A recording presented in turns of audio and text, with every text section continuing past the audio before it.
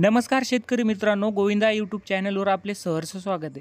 तरी मित्रांनो, आजच्या या व्हिडिओमध्ये आपण बघणार आहोत पीक विमाची आपलं म्हणजे रिजेक्ट झालं आहे की पेंडिंगमध्ये पडलं आहे याची सगळी सविस्तर माहिती आहे या व्हिडिओच्या माध्यमातून देणार आहे। त्याचबरोबर मित्रांनो, तुमच्या आधार कार्डवर कोणती बँक लिंक आहे, आधार कार्डला कोणती बँक लिंक आहे हे पण सांगणार आहे। सर्वप्रथम मित्रांनो, तुम्ही क्रोम ब्राउझर ओपन करून घ्यायचं आहे आणि त्यावरती मित्रांनो टाकायचं PM फसल विमा योजना असं सर्च केल्याच्या नंतर मित्रांनो तुमच्यासमोर असा इंटरफेस खुलेल। त्यानंतर मित्रांनो तुमची पहिली जी वेबसाईट आहे त्याच्यावरती क्लिक करायचं आहे। त्याचनंतर मित्रांनो तुमच्यासमोर असं येईल।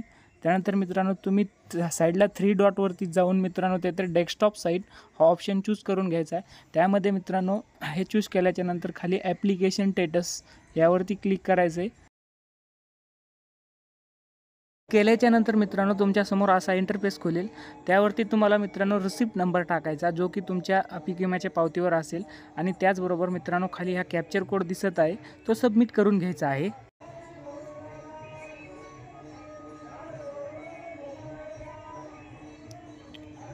कॅप्चर कोड फिलअप करण्यानंतर चेक स्टेटस यावरती क्लिक करून बघू शकतात मित्रांनो आपलं जे आहे ते व्हेरिफिकेशन पेंडिंग आहे।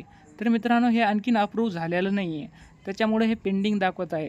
तर मित्रांनो आणखीन 10 ते 15 दिवसाच्या आत हा अप्रूव्ह होईल। त्यानंतर मित्रांनो आपल्याला अप्रूव्ह झाल्यानंतर 10 दिवसाच्या नंतर आपल्याला जी आहे ती अकाउंटवर पैसे पडतील। तर अशा प्रकारे मित्रांनो तुम्ही ही पीक विमाची स्टेटस चेक करू शकतात। यानंतर मित्रांनो आपल्याला आपल्या आधार कार्डाशी कोणती बँक लिंक आहे हे चेक करायची, याने की आपले जे अनुदानाचे पैसे येतील, जे पीक विम्याचे पैसे येतील ते नेमकं कोणत्या खात्यात चाललेत बाबा, तर हे चेक करायचं आहे मित्रांनो आपल्याला। तर सर्वप्रथम काय करायचं मित्रांनो, आपण क्रोम ब्राउझरवर जाऊन जशी मागच्या वेळेस प्रोसेस केली ती तशीच करायची। त्यामध्ये जाऊन मित्रांनो UIDA ही लिंक ओपन करायची, ही डिस्क्रिप्शन बॉक्समध्ये पण टाकलेली आहे। त्यानंतर मित्रांनो ही ओपन केल्याच्या नंतर लॉग इन या ऑप्शनवरती क्लिक करायचं आहे। लॉग इन या ऑप्शनवरती क्लिक केल्याच्या नंतर मित्रांनो तुम्हाला जो 12 अंकीचा आधार नंबर आहे तो इथे फिलअप करायचा आहे।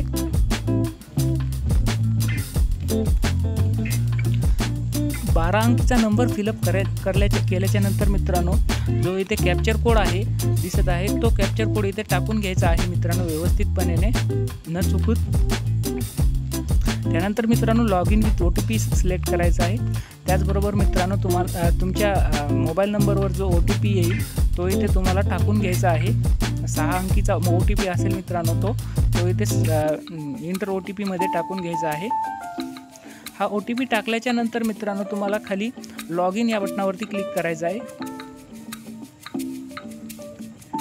यानंतर मित्रांनो तुमच्या समोर एक वेगळाच इंटरफेस खुलेल।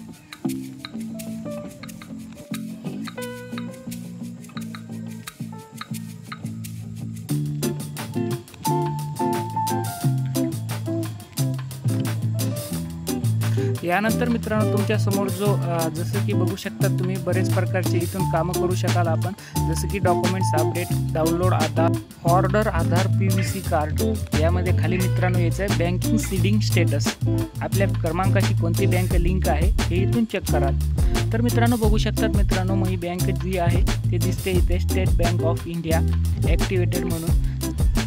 यामध्ये मित्रांनो माझे अनुदान वगैरे जे येतील ते ह्या सर्व बँकमध्ये येतील मित्रांनो, कोणते बी अनुदान पीक विमा वगैरे, तसं पण तुमचे पण जे अनुदान वगैरे असतील ते याच बँकेत येतील जे इथे लिंक आहे तुमच्या आधार क्रमांक।